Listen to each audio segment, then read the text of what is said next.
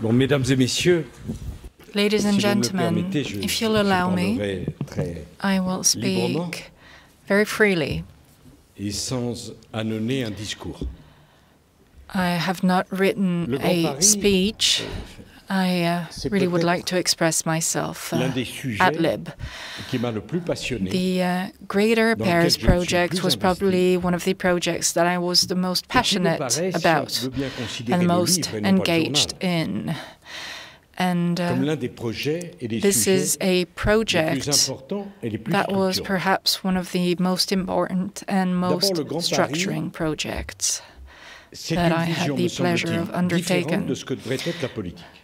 The Grand Paris Project, I believe, refers to a vision that's different from that of politics. For various decades now, we've been explaining that politics is about reaching out to people, is about normality. We even had a normal president, mind you, a so-called normal president, as if being the president of a country was a normal function. Such is not my vision. To be credible, politics should be scaled up, should serve a vision. Great Paris Project is about a vision, first and foremost. When I announced it, not in 2009, actually, but as early as December of 2007, I was faced with skepticism, hips of skepticism. And actually, for those who did not believe in anything, would, of course, consider that a project of such magnitude was just a post- or pre-electoral argument that would never be a reality. But for me, it was a way to assert, first and foremost, the fact that politics was made to structure life in a foundational manner. I have always believed in the importance of metropolises. Now, you may have noted that perhaps I'm not quite trendy. I enjoy living in villages. I enjoy being surrounded by my tribe. But of course, there cannot be any economic development wherever you may be in the north, south, east, or west without a metropolis. The metropolis is the economic engine post-1948. Metropolises are engines for national economies. And here I'm not being a Jacobin or a Girondin, not at all. I'm not being a centralist here. I'm not prioritizing Paris over the provinces. It's all about reaching a certain size. Below a certain size, economic development cannot generate wealth generation that's quite sufficient. And that belief of mine was faced with something that was very shocking in my eyes. Of all the regions in France, the Ile-de-France region was actually was the most stuck in a way. Nothing was happening. An absolute desert of a situation. And so, if there was one metropolis that needed a certain vision, movement, gesture, that was Paris, or rather, the Great Paris area, Historical Paris, as limited by that frontier or border, was not working. And perhaps you may remember that from the outset I announced something that was very shocking. In the blazon of the city of Paris, you probably noticed that there is a ship. So if you have a ship, you need a harbor, and that was Le Havre. And I said that from the outset, which was a bit of a shock and a controversy. I were to perhaps colonize Normandy in so doing, but, you know, we needed that high-speed line from Le Havre to Paris. We needed this harbor to ship goods and merchandise. And indeed, 90% of produced goods are shipped. So you need that vision and that ambition. You have Paris, a metropolis, but a metropolis that's very wide. That was my ambition. Naturally, with great ambitions come smaller ambitions. And so there was an essential issue here. We live in France. You have the ENA, School of Administration. And the only thing that technostructure was passionate about was who's going to be in charge. And the only question that was passionate, that the Ministry of Economy was passionate about was who's going to pay for this. It was very hard to decide who would be in charge, and nobody wanted to pay. So the Great Paris Project was considered as a bit of a mad project, as imagined by someone who was also considered as a bit of a mad person. And it was considered that in France, this would not be working. Such was the context. And then on top of this, last but not least, as you may say, I announced this in 2007 and 2008. We were struck by the financial crisis of the century.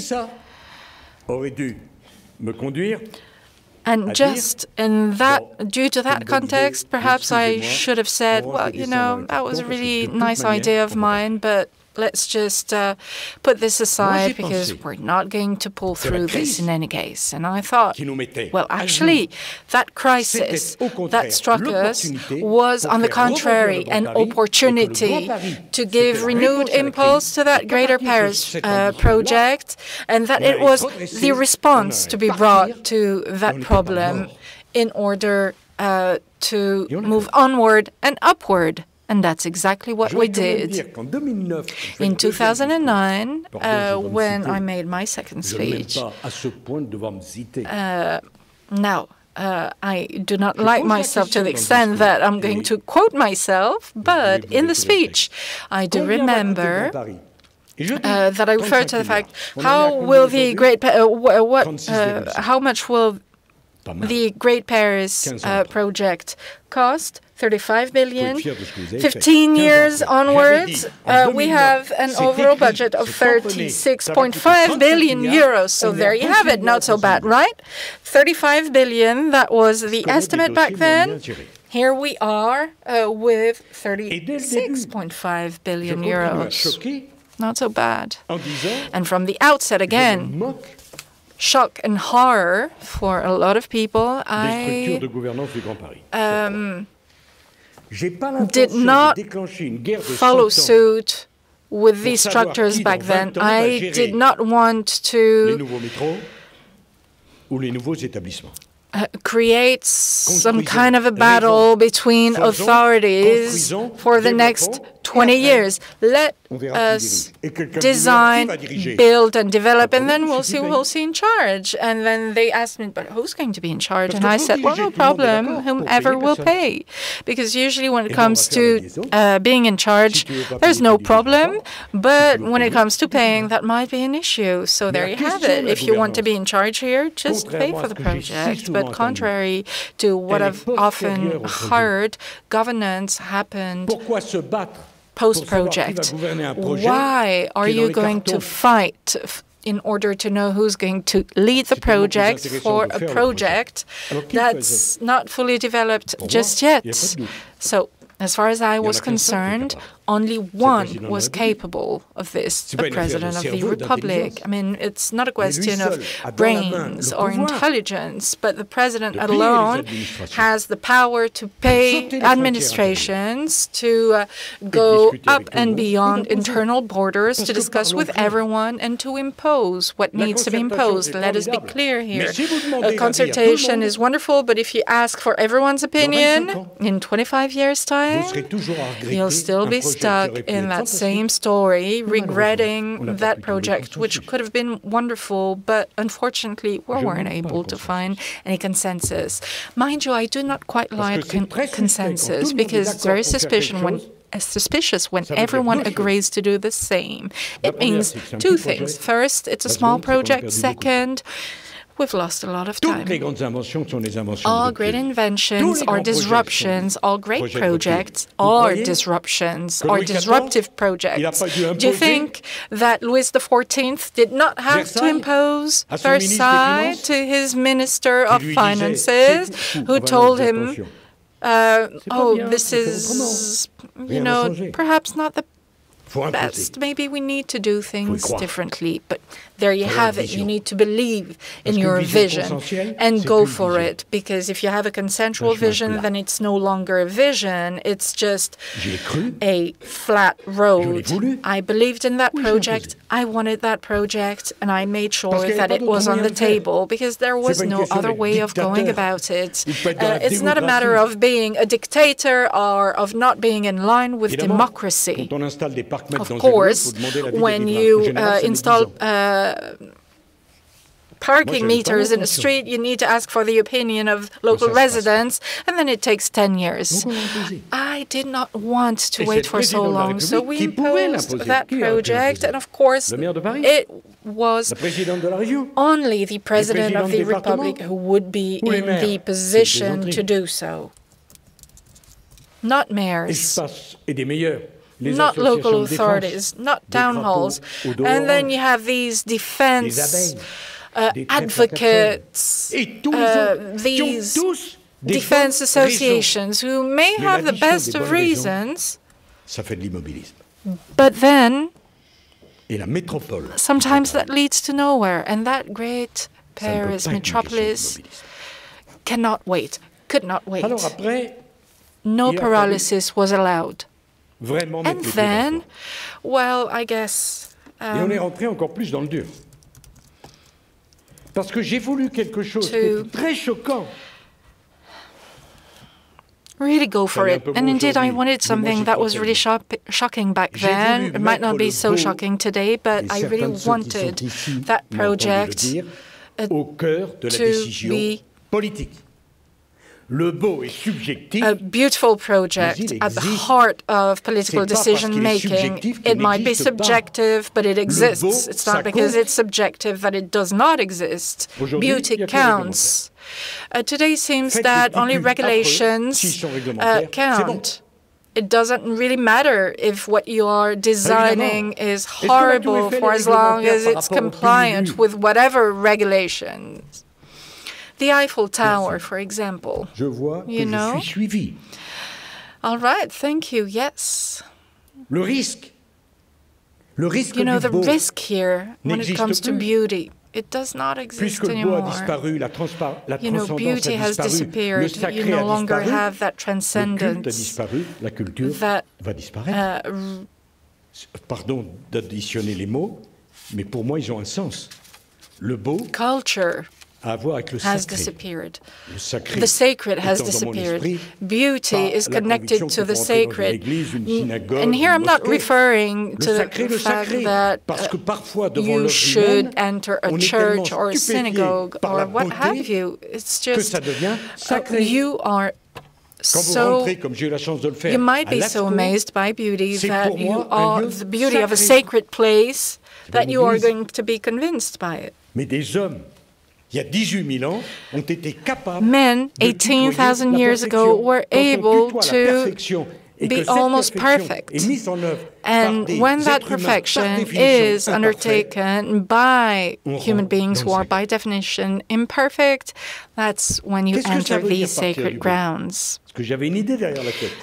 Having that approach that's based on beauty, what does it mean? Well, it means that you're going to give carte blanche to architects.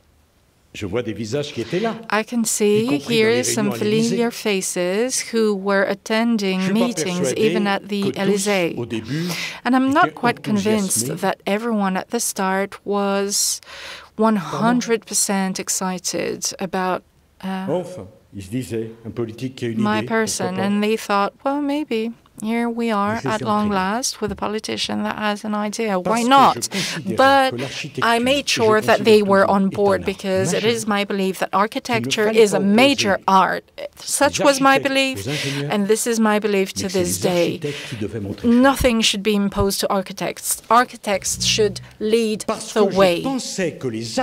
And indeed, I thought that architects could then have communities on board.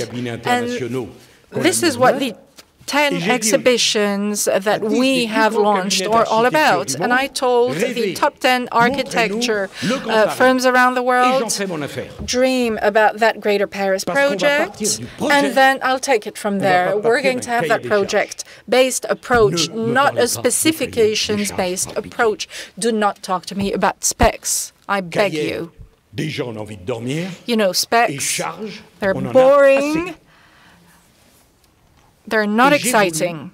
We're sick and tired of these specifications, and I saw these truly talented architects, and out of respect for them, I wanted them to be free. And that freedom was just to tell them, no specifications, dream on. And then we'll take it from there. And they were wonderful because they could have said, look, that's all very well and good, but, you know, that's never actually going to happen. But they did it. And thanks to their dream, thanks to their undertakings, now, all of a sudden, that Great Paris project was taking shape. And so, slowly but surely, we made progress. Architecture, I think, is a major art because it's all about culture being made available to the public at large without anyone needing to get in a file and buy for their ticket. You just sit down, take a look, and you tell yourself, that's beautiful, that's not beautiful. Naturally, I accept the idea that beauty is in the eye of the beholder. You can perfectly say that something that you do not like is not beautiful. On the contrary, I would be tempted to say that when it comes to architecture, take Beaubourg, for example. I mean, let us all remember the intense controversy which were related to the Beaubourg project or the Pyramid project, so on, so forth. The list of examples is very long. First, controversy, then adherence to the project. Perhaps, as with death, you need passion before reason. And I could go on and on about this, given my experience in this topic. Reason should come after passion, otherwise that's a really bad sign. So that's the way we went about it, and architects were wonderful. And we did not stop there. Once you have the specifications, you need the tender, then you need to shortlist 1, 2, 3, 184 candidates. And we thought, well, with that project of such magnitude, we want to give work to everyone if they're talented and if they're passionate. And then I wanted something that was very, how shall I put it, revolutionary. I said, the Great Paris Project, since there is that economic drive about it, well, let us turn this into a cultural affair and associate it with that structural affair.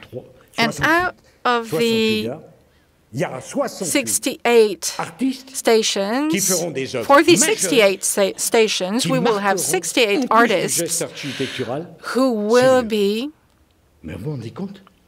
imprinting their hallmark, artistic hallmark, on these train stations. And we will give them carte blanche as well. And every station will henceforth be a place for cultural expression. And the millions of passengers that will go through these stations will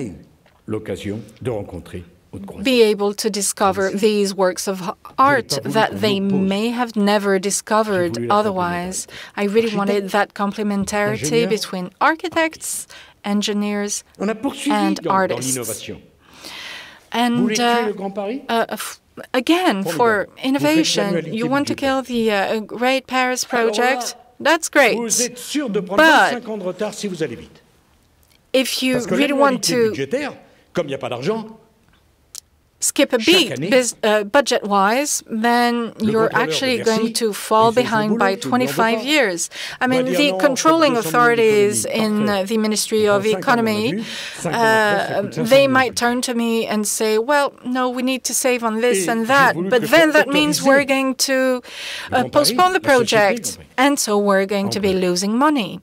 So we took a loan. The Paris Metropolitan, it took 72 years to amortize that project. Who's going to complain about this? And what about Versailles? Louis XIV was accused of ruining France. What do you say? What do you think? Did Versailles actually ruin France? You know, the answer they're going to give you is always, we can't afford it. But you want to be visionary. I mean, I do not hold any grudges against accountants or anyone. I mean, maybe there might be a couple of them that I might have a few things to say about, but right now is not the moment for that. You know, regulations, you want to dream, ambitions, dreams, love, draft away your specifications. I remember during the Great Paris Project, there was this preposterous debate where people would be asking me, are you for or against towers, you know? I've been asked so many stupid questions, but that was quite, you know, some other level. When you go to Manhattan, are you telling yourself there are too many towers here, too many skyscrapers? When you're in the Hong Kong Bay, what do you tell yourself? Well, how ugly is this? And people would tell me, you know, no density. Really? When you are on the Île Saint-Louis, where streets are 2.5 meters wide, do you think it's too dense? When it comes to Guadeloupe or Martinique, we've seen the potential results if you adopt certain approaches. So I told architects that I wanted to build more, but beautiful buildings. You're not ordering a piece of meat from your butchers. You want beautiful buildings, visionary buildings, culture, art. The Montparnasse Tower, qui lui donne 20% ou 30% de mètres carrés en plus pour la faire belle, quel est le problème? What's the problem if we are to add an extra 20 or 30% of surface to it if it can actually be turned into a beautiful building? But apparently in France, we do not enter towers the way that the rest of the world does. But, you know, each to their own. Et c'est ça qui a fait le Grand Paris. And such is the story of the Great Paris Project, that dream Alors après, c'est vrai que dans le calendrier, j'ai voulu qu'on parte du transport. I really wanted to base that project on transportation. Why? Well, because I am convinced that project will make the money that you need, not the other way around. Let me explain myself. If you need to wait for the money to complete your project, then you might as well wait for an eternity, especially in a country where we have a debt level of 70%. And that's the discussion that I had with Macron from the outset. Stop saying that the Great Paris Project is costing a lot of money, because it's actually generating a lot of money. So if you base, if your starting point is transportation, well, you know you're headed in the right direction. I knew exactly what I was doing. Whenever you create a train station, well, all around it, for various kilometers around it, new properties will be built. Extra wealth will be created.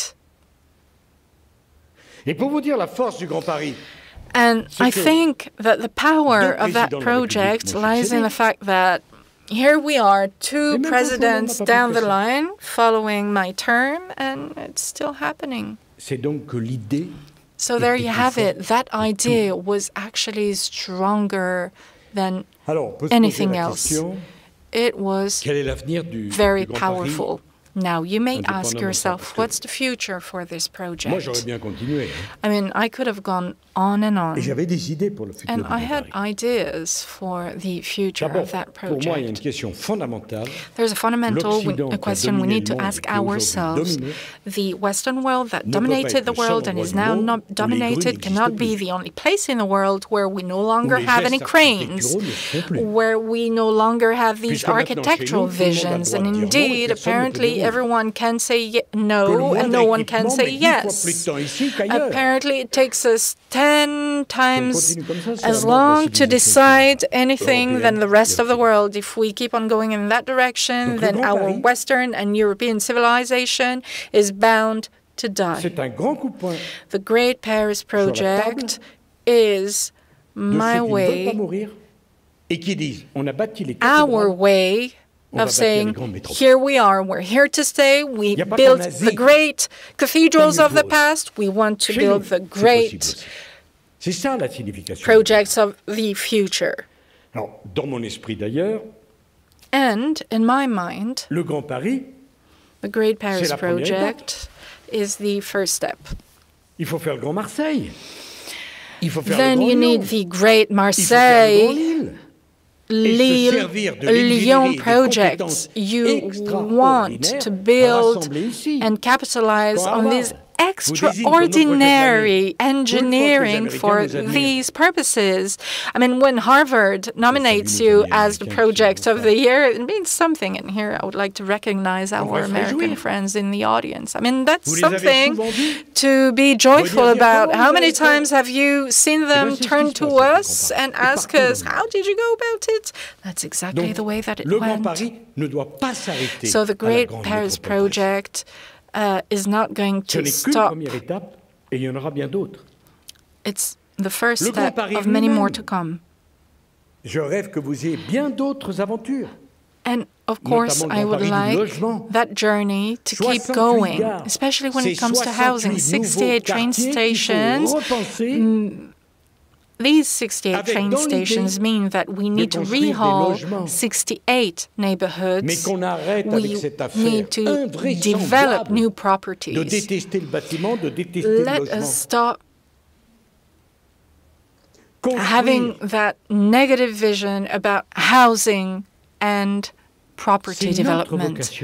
Building is what we are made for as humans. Our lives last for only so long, and we have the capacity to build towers and cathedrals that span through our generations. For as short and fragile as our lives may be, we want to have that imprint on history. And in order to do that, we need to be builders. Now, what I'm saying might not be exactly on trend. You know, everyone wants their own little garden, grow their own fruits and vegetables, have that nice little house in the back of Beyond, you know, one single story. But that's not what humanity is about. We are made to build, construct, not out of pride or ego, but to give purpose to our lives, to connect the dots between generations before us and those who will follow. I really enjoyed the whole debate about Notre Dame. You know, the idea that each generation should add its own gesture, and in 4 centuries down the line, people will say this was built by men and women when there was the fire. And that's beautiful. That's wonderful. That's the purpose of life. So we really want to move forward with the Great Paris Project with housing. Now, to finish, I believe that the Great Paris Project should be more embodied politically. I mean, you did great, all of you who are here. You know, politically, we need to shift lines to keep moving. This is such a great project. It needs to be embodied politically. And this is something that I'm having a hard time explaining to people. I mean, when you receive the prize at Harvard, I'm quite sorry to see that even the Secretary of Transportation does not go there to attend the ceremony. Perhaps he did not understand that receiving such a prize is quite an honor and only happens very seldom. So hopefully I was able to make you understand that, as far as I'm concerned, that Great Paris Project is extremely important, and I will support you in any way that I can for as long as it takes. But never, ever fall in the trap of paperwork. Never, ever fall for that consensus trap. Don't ever have a narrow vision. The larger, the more powerful, the stronger, the more innovative, and the more you will have. That imprint on history is not about ego, it's about responsibility. And indeed, those who built 4,000 years BC, the Great Pyramids,